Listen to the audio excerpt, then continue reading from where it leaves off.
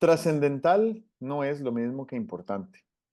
Una final de campeonato es importante, pero no trascendental. Lo trascendental no es pasajero. Nuestra acción de todos los días es importante. Nuestro legado, personal o comunitario, es trascendental.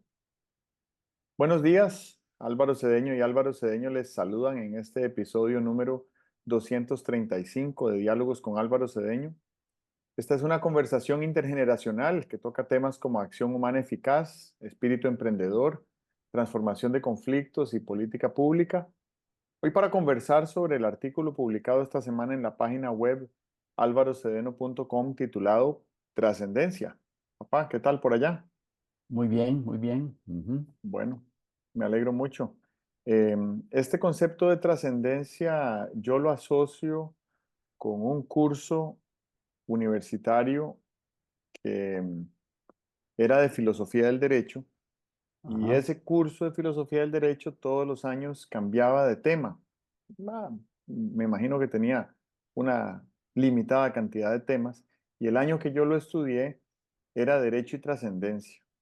Ah, Y, hombre, y la mira. trascendencia se refería a, a orígenes de normas, leyes, preceptos, reglas que no eran humanas, ¿verdad? Que eran divinas o naturales. Y fue un Ajá. curso muy enriquecedor, pero igualmente complicado porque creo que a esas edades yo todavía no estaba listo para adentrarme en ese campo tan complejo de elementos que por trascendentales van más allá del propio quehacer humano. Pero hoy, recordando ese curso y leyendo tu artículo, sentí como que había crecido y había podido ampliar mi capacidad de asombro y mi capacidad de aceptación y mi humildad para reconocer que hay cosas y orígenes que están más allá que acá. Ujú, Así que ujú. eso quería compartirte. ¿Cómo estás? Muy Contanos de qué se interesante, trata muy esto. interesante. Muy bien, muy interesante esto. Ese curso te lo debe haber dado don Pedro Aba. De ingrato recuerdo, pero aprecio muchísimo haber tenido la experiencia de haber sido alumno suyo por 6 meses, porque qué capacidad intelectual la que tenía, qué preparación y qué pasión para enseñar. No Ah, era, no era un buen pedagogo, pues la verdad yo no ujú. sé si hay alguien que pueda ser bueno enseñando filosofía, ¿verdad? Pero, pero lo recuerdo con muchísimo aprecio, la verdad, a pesar de todo lo que sufrí, porque creo que nunca he estado en presencia de de un académico enseñante con ese nivel de robustez y de Oh, sí, profundidad claro. Ujú. intelectual, sí. Sí, sí, ¿verdad? Tiene, tiene mucha fama en la Escuela de Derecho y en la Universidad de Costa Rica, ¿verdad? Ujú. ¿Cómo no? Así es. Pues sí, este tema es filosófico, aunque a mí me parece que quienes más hablan de trascendencia son los teólogos y hablan de trascendencia desde una perspectiva eh, teísta, ¿verdad? Yo no he querido, bueno, ni puedo hablar de trascendencia desde una perspectiva teísta, pero eh, eh, tampoco creo que lo haya abordado desde una perspectiva filosófica. Por eso creo que lo que he hecho es filosofar, sí. He estado oyendo últimamente muchas charlas de filosofía y de filosofía elemental y tal. Y eh, hay una definición muy compartida en el sentido de que ¿qué hace un filósofo? Bueno, un filósofo filosofa, ¿verdad? ¿Y qué es la filosofía? pues aprender a filosofar. ¿Y qué es filosofar? Hacerse preguntas sobre cosas importantes, ¿verdad? Eh, la filosofía es la madre de la ciencia, en el sentido de que las primeras preocupaciones no eran cómo, cómo funciona un átomo. Las grandes preocupaciones eran de qué está hecho un árbol, ¿verdad? O de qué está hecho un pez. Eso eran preguntas que, claro, uno sentado ahí a la vista del mar en Grecia, eran preguntas que seguramente eran las que primero emergían, ¿verdad? Bueno, el tema de la trascendencia, ¿por qué me preocupa? Y me preocupa mucho, me preocupa mucho. A mí me interesa la política, eh, me interesa la política y creo que de lo que sea significativo para la comunidad de la que estamos hablando, de eso depende el tipo de política que, en la que está dispuesta a participar, ¿verdad? Una comunidad que esté pensando que el gran deseo que se puede tener es alcanzar un nivel de bienestar económico superior.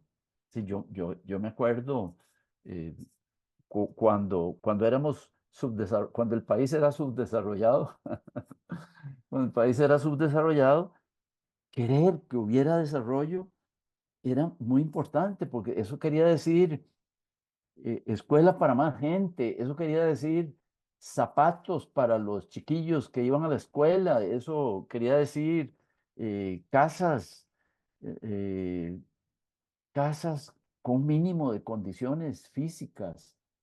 Eh, Sé que en muchos países quiere decir eh, al menos una comida al día, ¿verdad? Entonces, la preocupación por el desarrollo económico, pues se puede hacer como muy urgente, pero en una comunidad como esta costarricense, claro que tenemos que tener preocupación por la inclusión de los pospuestos, pero ya no es tan urgente. Ya la gente no se muere por falta de atención médica. Eh, Aquí teníamos en San José, ¿qué? Un hospital, antes de que existiera el Hospital Calderón Guardia, existía un solo hospital y era el Hospital San Juan de Dios, ¿verdad?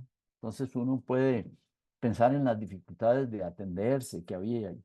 Pero bueno, estamos, creo que en otra situación con un mayor, creo que un mayor nivel educativo, con un mejor nivel económico,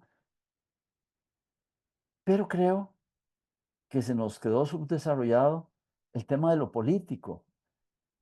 Pienso que seguimos haciendo campañas como las hacía León Cortés o Teodoro Picado.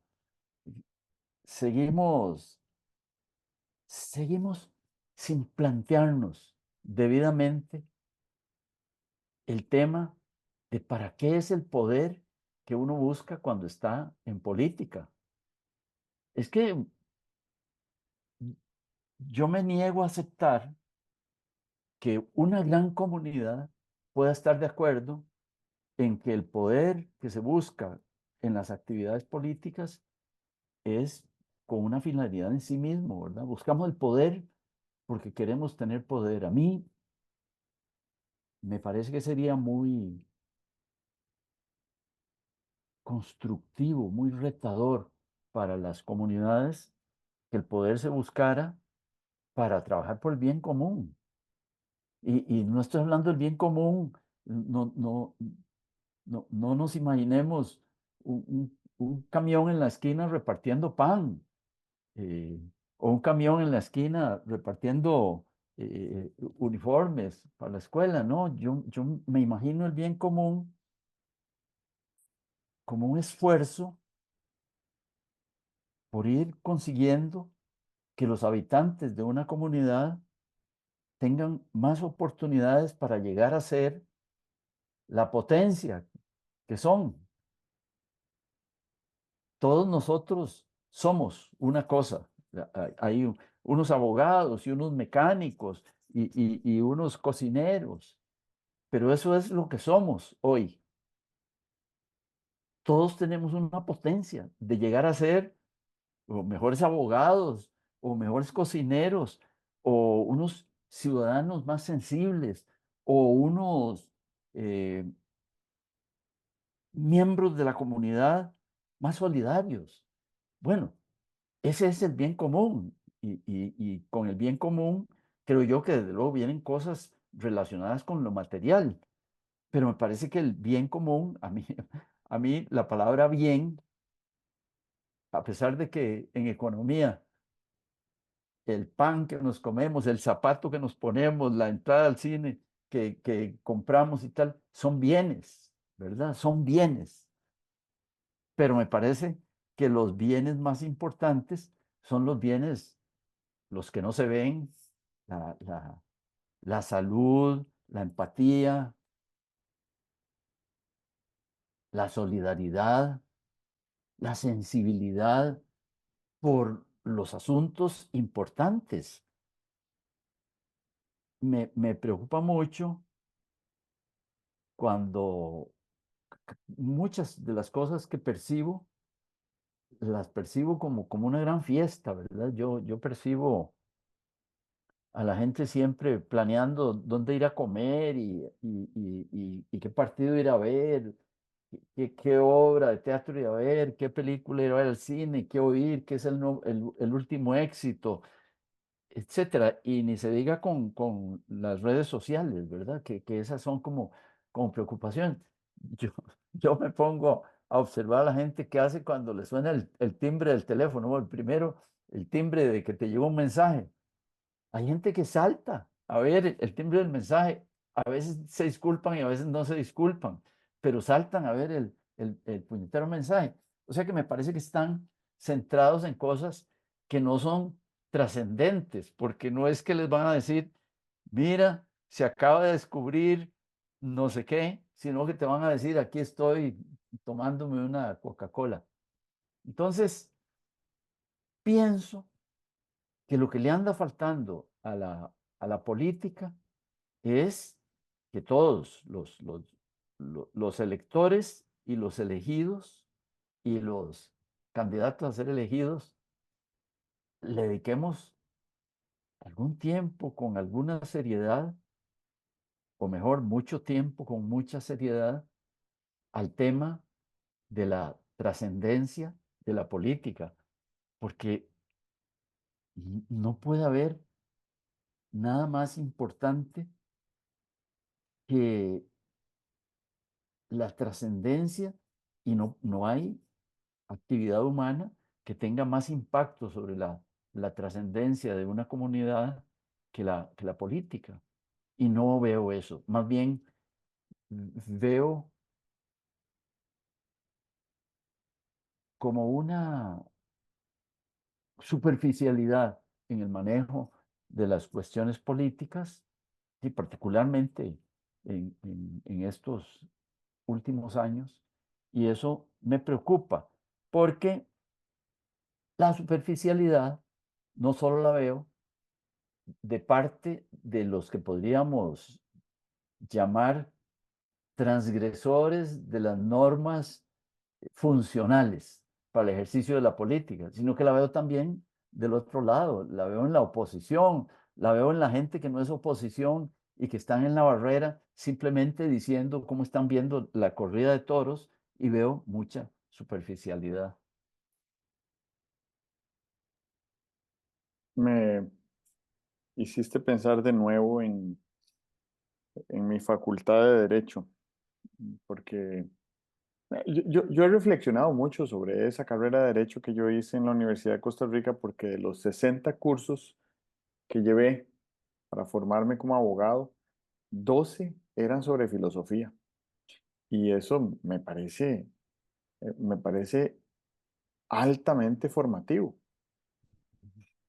Em, Y uno de los cursos en particular, que era sobre Estado de Derecho, Estado de Derecho, Derecho de Estado, derecho, ahorita ya no me acuerdo cómo se llama, Teoría del Estado. Teoría del Estado. El, el, el, el curso era sobre filosofía política.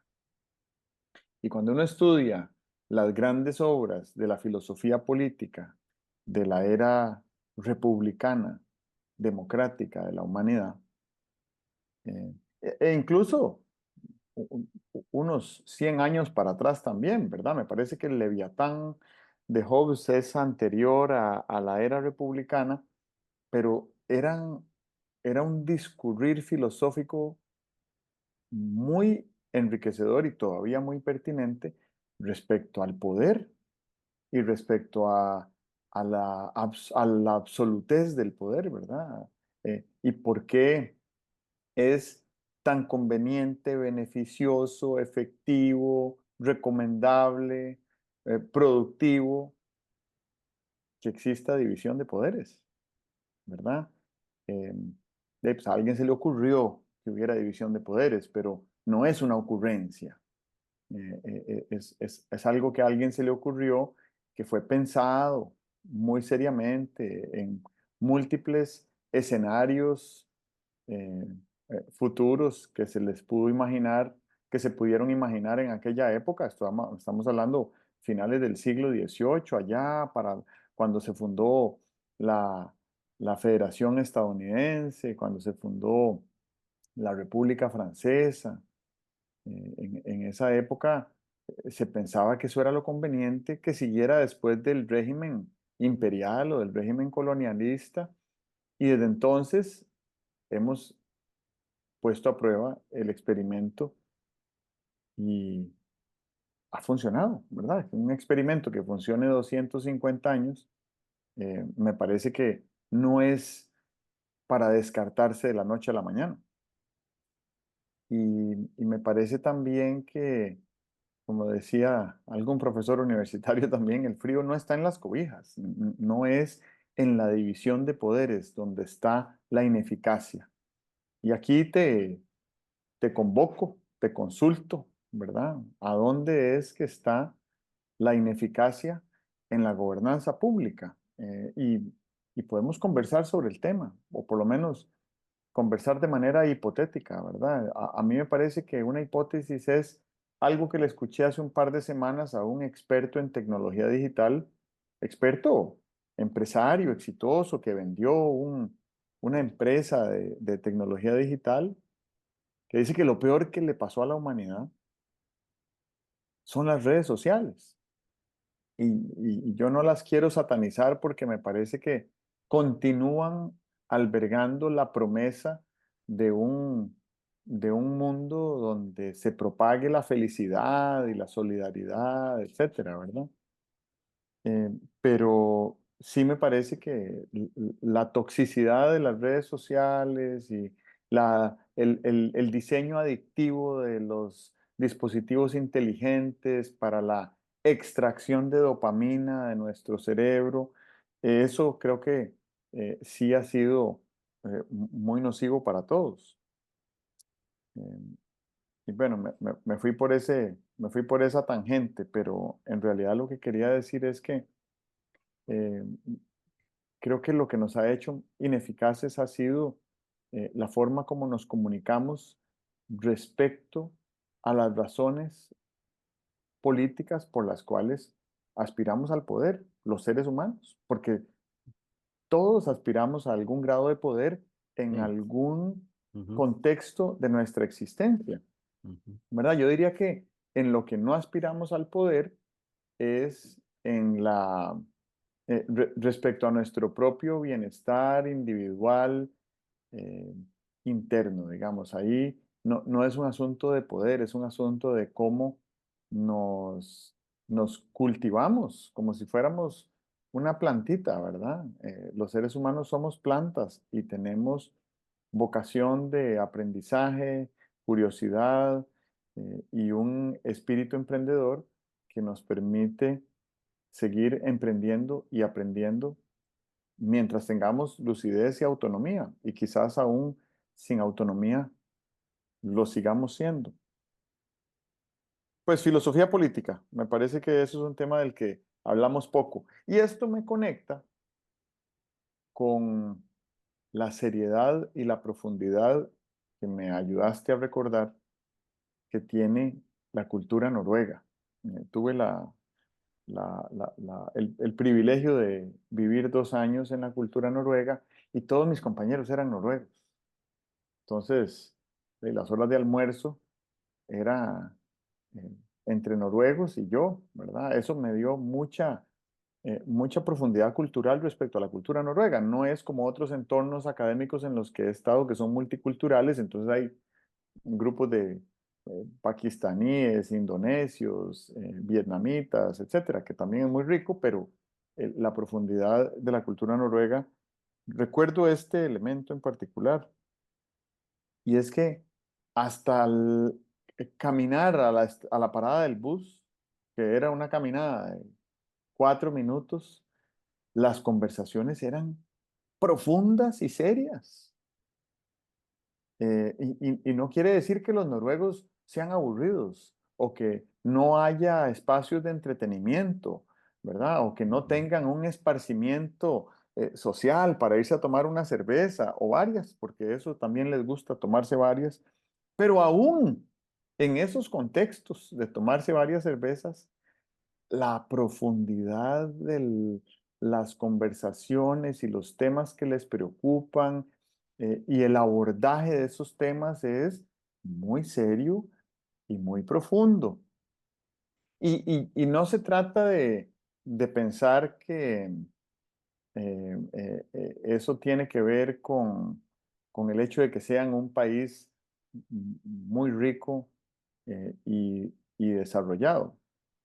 Me parece que antes de ser ricos y desarrollados, ya eran serios y profundos. Entonces me pregunto si esa seriedad y esa profundidad se habría originado en lo que siempre creo que es la razón del éxito de esos países, que es el inclemente invierno en el que están y donde de lo que se habla en el invierno es de cómo sobrevivir. ¿Verdad? Pues hoy en día es mucho más fácil sobrevivir porque hay electricidad y las tuberías no se congelan, hay agua potable, hay comida importada o producida localmente en invernaderos. Es otro nivel de sofisticación el que tiene hoy la sociedad noruega, pero hace 60 años, digamos, eh, en los años 40, cuando tú creciste en Costa Rica como niño, Noruega estaba ocupado por los nazis. ¿Verdad? Y además de que estaban ocupados por los nazis, era horriblemente pobre y en invierno, de ahí, ese es el enemigo común. Entonces, en el curso de tu vida, Noruega ha pasado de ser un peñasco congelado a ser el país más rico del mundo. Y el país más rico del mundo, no en términos de Producto Interno Bruto per cápita por año, porque eso creo que debe ser algún país petrolero, que Noruega también lo es. Pero la riqueza de Noruega consiste en cómo han distribuido la riqueza que han generado.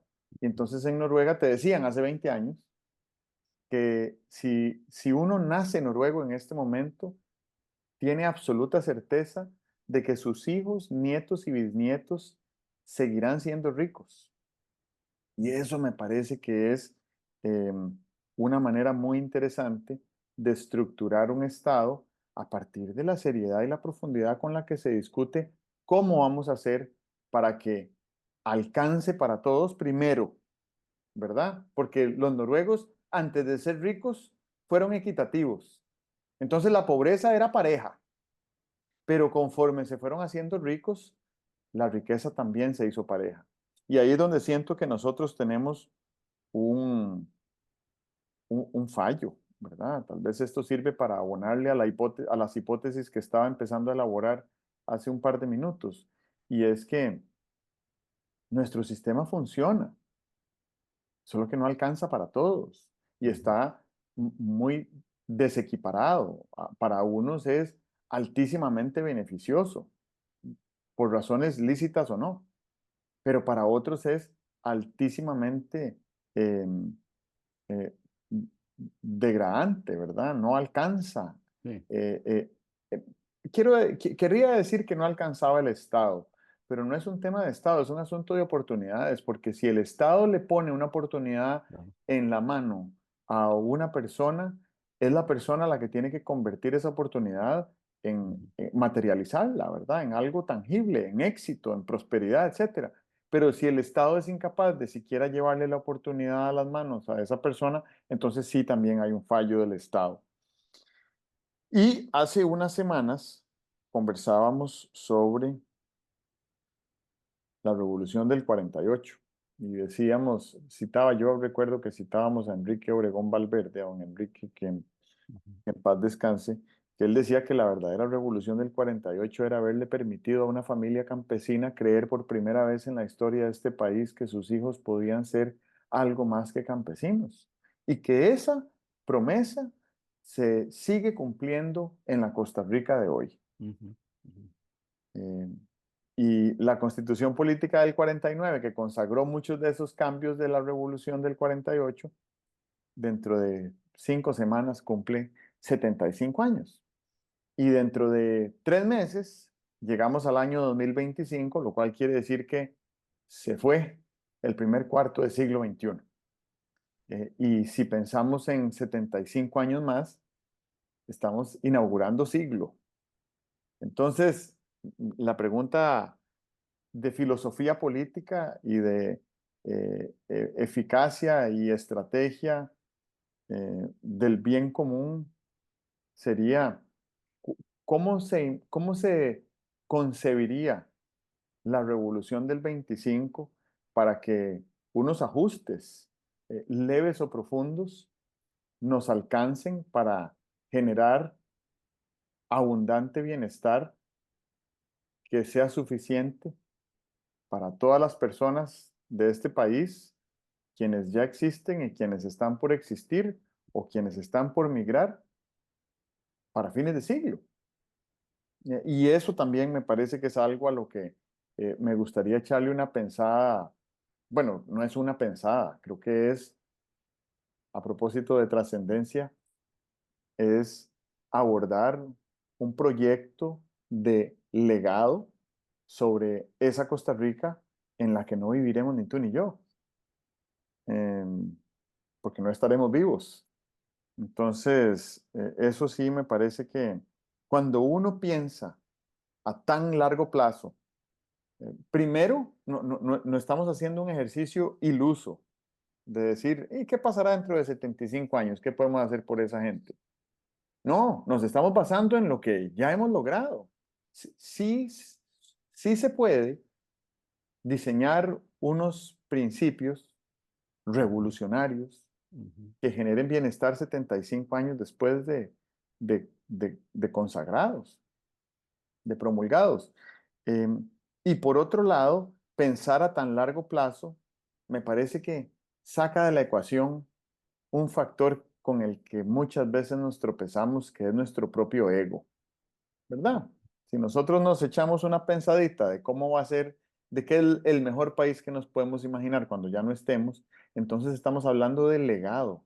Y el legado usualmente no suele hacer zancadillas como las que zancadillea el ego en nuestro discurrir. Bueno, yo veo aquí una serie de cosas sobre las que podríamos conversar. Me parece que uno no es capaz de producir nada que esté más allá de sus expectativas.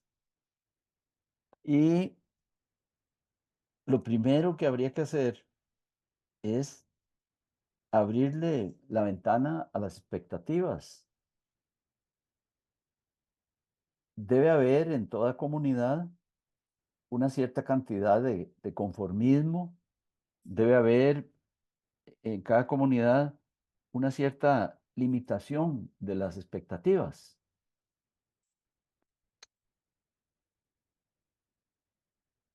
Yo recuerdo cuando uno era muchachito y quería, en tu tiempo no tanto, en el mío sí, porque una bicicleta costaba mucho dinero proporcionalmente. Entonces uno quería tener una bicicleta y la expectativa era llegar a tener una bicicleta el año entrante o el siguiente, ¿verdad?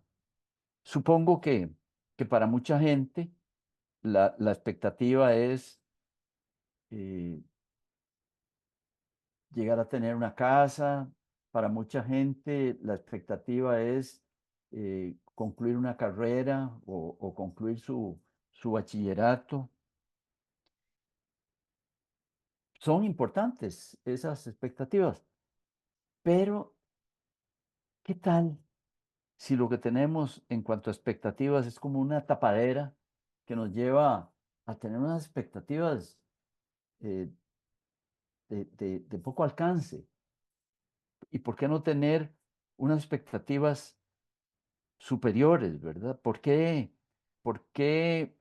el muchacho que está en el colegio aspira a tener una carrera universitaria que lo convierta en un graduado eh, exitoso? Vamos a ver, aquí tiene dos posibilidades que a mí me parece que son trampas. Una trampa es, ¿qué es un universitario exitoso? Bueno, uno que consiga una chambita ahí estable, bien remunerada, ojalá eh, muy bonita, que te guste. Sí, sí, eso está bien. Pero ¿por qué no pensar en algo más? ¿Por qué tiene que ser tan unidimensional la expectativa? Primero, ¿por qué tiene que estar tan llena de ego? ¿Por qué no tenemos a la vez expectativas privadas y comunitarias? ¿Verdad? ¿Por qué eh, uno siempre que piensa está pensando en cosas con las que yo me relaciono directamente? Pero ¿por qué no existe la expectativa de, mientras yo voy a ir haciendo este bachillerato o esta carrera universitaria, espero que la comunidad se haga más solidaria, más empática, más emprendedora, eh, más, más audaz? Ahí hay una primera cosa que es bien importante y es, ¿será que estamos tan educados para el individualismo que todo lo que queremos se relaciona directamente conmigo, lo que yo puedo obtener, aunque sea una cosa tan, me parece a mí, de tanta importancia como formación educativa, formación universitaria? Pero ¿por qué solo para mí? ¿Por qué no nos planteamos, hombre, qué tal si esto pudiera ser una comunidad donde, eh, al igual que el buen humor, que el buen humor de la comunidad se compartiera el espíritu de aprendizaje? Hay comunidades donde el espíritu de aprendizaje permea por ahí. Eso se ve especialmente cuando uno vive en una ciudad universitaria. En una ciudad universitaria todo gira en torno a la universidad y al progreso y a los resultados y a las ideas y tal. Bueno, ¿por qué no se puede convertir una ciudad de San José como la ciudad de San José o un barrio o un cantón de San José? ¿Por qué no se puede convertir en un cantón universitario? Porque en la ciudad universitaria creo que viven pocos universitarios. Viven más personas en desamparados que en la ciudad universitaria, eh, Rodrigo Facio. ¿Por qué no convertimos Curridabat o desamparados en comunidades de aprendizaje, pero no de aprendizaje memorístico, ¿no? Es en comunidades donde la temática te movilice? Bueno, posiblemente porque cada vez que nos planteamos cuestiones de mejoramiento cultural o cognitivo, nos lo planteamos desde el ego.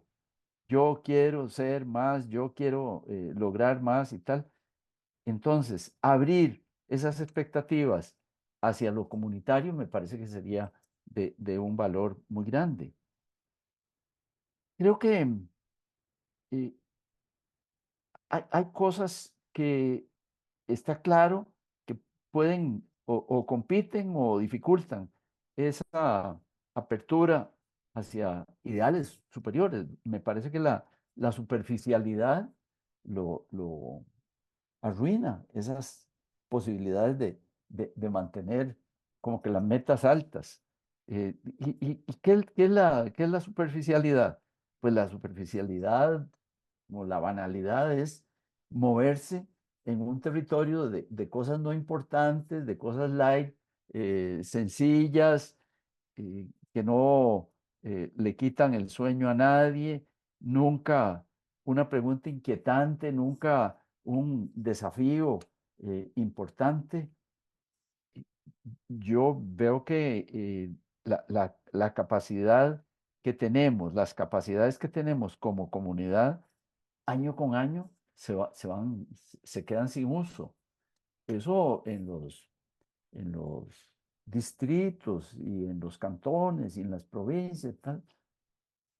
Entonces, pienso que hay un individualismo muy egoísta que nos impide salir a hacer contactos sinérgicos con los demás, con una idea que entusiasme y a la cual pudiéramos contribuir todos. Eso me parece a mí, ese aporte sería una gran contribución al bien común. Ahí lo dejo y seguimos. Em, Sobre expectativas, una pequeña reflexión. A mí me parece que cuando elaboramos expectativas, em, igual que cuando elaboramos miedos, que suele ser eso como una dinámica de, de trabajo en equipo, de dinámicas de grupo, ¿verdad? De motivación. Las expectativas son limitaciones, o mejor dicho, son limitantes porque hay algo más que esa expectativa. Creo que a veces tratamos como de que las expectativas estén moderadas o moduladas para que satisfagan un plan específico o unos recursos finitos que podemos contabilizar o imaginarnos en el presente. Eh, y por eso es que mucho hemos hablado sobre eh, pensar en limitaciones más como constreñimientos de diseño, ¿verdad? Tenemos una limitación y esa limitación es algo que queremos que se cumpla y que juntas varias limitaciones van a dar el marco de referencia dentro del cual vamos a innovar y vamos a diseñar y vamos a emprender en una dirección, pero no hay que verlo como un hexágono en un plano. Digo hexágono porque me gusta siempre buscarle 6 constreñimientos a algo nuevo que va a existir. Eh, no verlo como un plano en un papel, sino verlo como el inicio de un túnel largo y en ese túnel vamos a viajar respetando y cumpliendo esos constreñimientos que sí son limitaciones, pero van más allá que las expectativas porque le dan una dinámica de innovación a lo largo del proceso a a ese afán de resolver esa complicada ecuación de balancear múltiples variables. Lo otro es que estamos lidiando con un enemigo insospechado que se nos metió en el bolsillo, que es la gratificación instantánea. Nunca en la historia de la humanidad habíamos tenido un sentido de gratificación instantánea, como de que hay algo que debemos recibir inmediatamente después de que lo manifestamos, excepto los mensajes de WhatsApp, que mandamos un mensaje de WhatsApp y esperamos respuesta inmediata. De hecho, estos, estos softwares de comunicación de texto, que ahora además incluyen audio y video, imágenes y todo eso, cuando se originaron se llamaban sistemas de mensajería instantánea, Ujú, ¿verdad? Entonces, mensajería instantánea porque si estás en tu computadora y yo estoy en mi computadora, eh, pues te mando un mensaje y te aparece ahí la ventanita donde está el mensaje y inmediatamente me puedes responder y tenemos una conversación, como se decía antes, ya casi no se dice, en tiempo real, ujú, ¿verdad? Todavía creo que eso no supera a la llamada telefónica, pero se difundió y se convirtió en un enemigo, porque lo cierto del caso es que la gratificación instantánea nos impide ver el largo plazo y nos impide ver esas grandes obras de legado, ¿verdad? ¿Quién va a querer meterse a pensar siquiera en un legado nacional cuando puedo estar pendiente de si a alguien le gustó el comentario que publiqué en redes sociales hoy en la mañana? Y ese es un enemigo con el que tenemos que lidiar. Y digo enemigo porque además, pues hay unos elementos ahí de bienestar y de bienestar mental que creo que las personas deberían de prestarles atención, ¿verdad? Son temas adictivos que afectan la ujú, producción de dopamina, como dije hace un rato. ujú, Y desde el punto de vista corporativo, me parece que hay una gran diferencia entre el flujo de caja, que es indispensable para subsistir como organización, y la estrategia, ujú, ¿verdad? La estrategia alimenta poco el flujo de caja, el presente, pero la estrategia sí alimenta mucho y lo puede hacer inmenso el flujo de caja de dentro de 3 años, 5 años, ¿verdad? 7 años. Entonces, sí creo que necesitamos eh, tener por lo menos dos velocidades. Una velocidad donde estemos eh, recolectando lo que se sembró y se cosechó en el pasado, que hoy es un fruto, y sembrando semillas, porque si solo nos dedicamos a recolectar, pues nos vamos a quedar sin frutos en el futuro. Y a propósito de frutos y de bien común, pensaba mientras hablabas en, en el diseño biológico de nuestra especie, ¿verdad? Nosotros por millones de años, ahí cuando fuimos evolucionando hacia el Homo sapiens que somos hoy, que ya lo éramos hace 100.000 años, ya éramos exactamente iguales a como somos hoy. eh, Nosotros predominantemente nos fuimos diseñados para alimentarnos de la recolección de alimentos y de la cacería,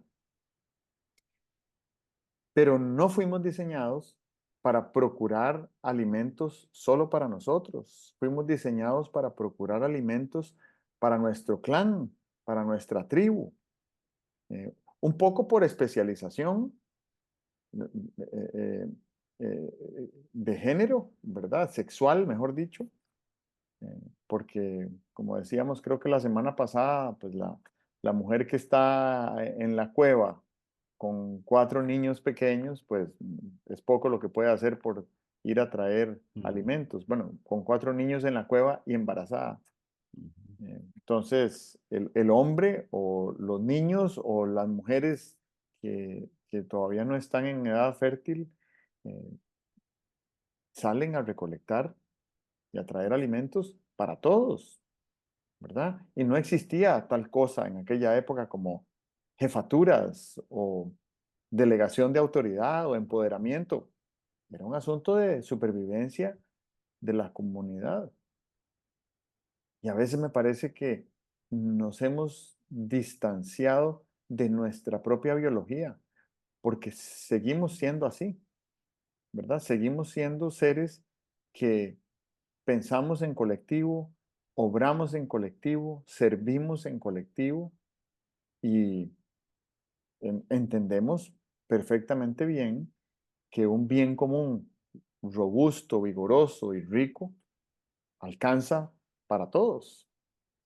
Entonces ese distanciamiento me parece que es importante analizarlo porque necesitamos antídotos para lo contrario, ¿verdad? Que es un egoísmo muy marcado donde sálvese quien pueda y yo agarro la mayor tajada y corro y veo por mí. Y un par de reflexiones más y creo que con esto termino. La primera es que hablando de trascendencia, eh, nosotros tenemos la capacidad de imaginarnos algo. ¿No? Podemos imaginarnos cocinar un platillo saludable y sabroso y comérnoslo. Entonces podemos tener esa imagen visual. Y a partir de ese momento podemos obrar, emprender para preparar ese platillo. Tal vez quede como nos lo imaginamos o tal vez no, pero la realidad siempre es diferente a lo a lo imaginado. Y desde el momento en que lo imaginamos, cada célula de nuestro cuerpo, hasta las células de nuestras glándulas salivarias, empiezan a vibrar en la frecuencia energética de ese pensamiento. Entonces, la importancia de la filosofía política y la importancia de la ley y la importancia de involucrarnos en política como te la imaginas y la describes, orientada hacia el bien común, es que esas grandes obras que imaginamos del futuro ya nos convocan hoy para empezar a obrar en esa dirección y antes de empezar a obrar, a que cada célula de nuestro cuerpo vibre en la frecuencia energética de esos pensamientos. Así funciona la física cuántica. Entonces, dejo eso por ahí en pausa. Y me refiero a otro tema que tiene que ver con física cuántica. Y es que mi hija, que va a cumplir 11 años, eh, me habló ayer o antier de la subdivisión del átomo. Y le dije, mira, qué interesante.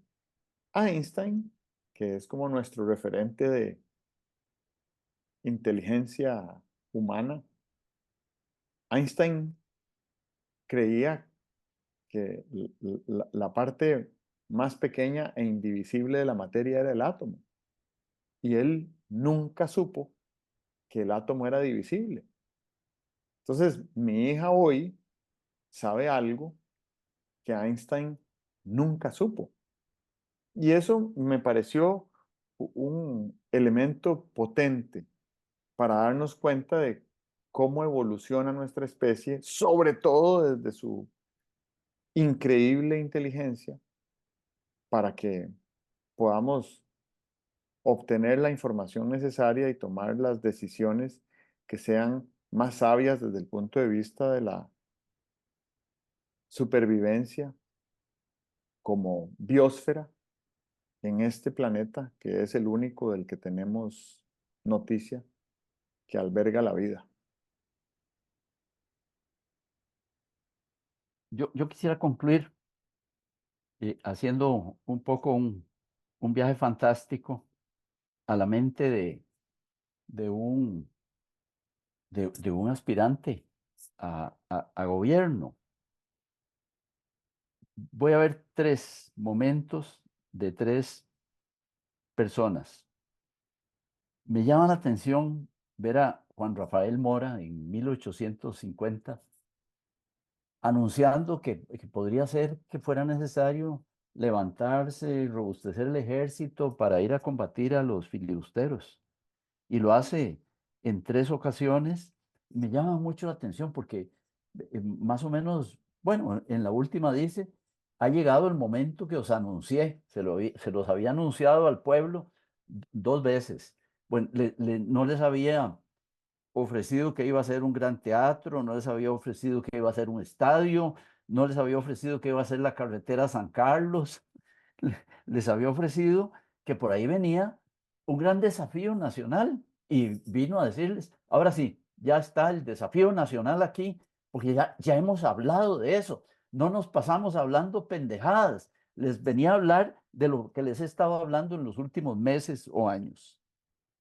Veo a Roosevelt y a Churchill en el año 40 hablando con el pueblo de la importancia de un sacrificio muy serio y muy exigente para combatir el nazismo, para combatir el totalitarismo. O sea, no vienen a decir, ¿saben qué? Estamos pensando en hacer una red de carreteras, estamos pensando en un mercado común europeo, ¿no? Viene a hablarles de un asunto importante, vital, y conversan con el pueblo. Veo a Kennedy en los años 60 diciéndole al pueblo de los Estados Unidos, traigo un desafío muy grande. Si no, no lo conversaría con ustedes. Si no fuera tan difícil, no se lo estaría planteando porque no es un desafío. Queremos ser los primeros en la carrera aeroespacial y con ese desafío se convoca un gran desarrollo científico y tecnológico y logran póstumamente para Kennedy llegar al desafío. Entonces yo me pregunto, ¿de qué nos hablan los candidatos a la presidencia, por ejemplo? Nos hablan de puras cosas y no nos dicen, no nos plantean ningún desafío que nos llegue a esa núcleo donde nosotros vibramos con lo trascendente. Porque si nos hablan de cosas, si nos hablan de ensanchar la carretera a Limón, si nos hablan de un tren interurbano, si nos hablan de, no sé, un gran muelle en Limón y tal, nos están hablando de cosas. ¿Por qué nadie nos habla de ideales? ¿Por qué nadie nos habla de desafíos? ¿Por qué nadie yo me imagino que nosotros tenemos como un diapasón ahí donde percibimos lo trascendente, donde percibimos lo que es la bondad, lo que es la verdad, lo que es el espíritu. Ahí tenemos como un diapasón, pero nadie viene a darle el golpecito al diapasón para que se quede vibrando y produciendo la emoción que tiene que producir para que todos nos cuadremos en una determinada dirección para alcanzar esos ideales. Entonces, lo que me parece es que la política, además de que tiene el problema de que busca el poder, ¿para qué? Luego vemos, no es para el bien común, sí, sí, digamos eso, pero viera qué difícil y complicado es eso del bien común. Por ahora, ganemos esta y ojalá ganemos la próxima. ¿De qué se está hablando? ¿De qué hablan en qué piensan los políticos? Piensan en ganar las elecciones y no piensan en lo que puede hacer vibrar el, el diapasón de la trascendencia. Por eso tenemos gobernantes, tenemos políticos, pero no tenemos estadistas. Entonces, por ahí creo yo que deberíamos empezar.